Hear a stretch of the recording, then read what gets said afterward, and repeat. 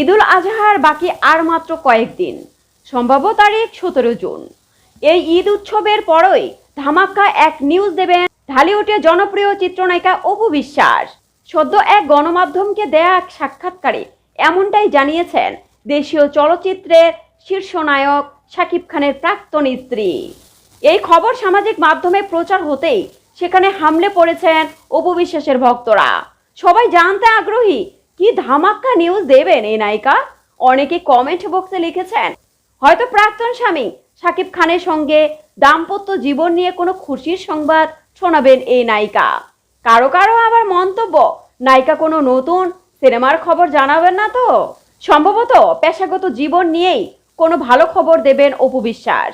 কারণ সাক্ষাৎকারে ওটিটিতে কাজ নিয়ে করা এক প্রশ্নে নায়িকা বলেন যে, একটু সময় নিতে চেয়েছিলাম, আমি বুঝে শুনে কাজ করা উচিত।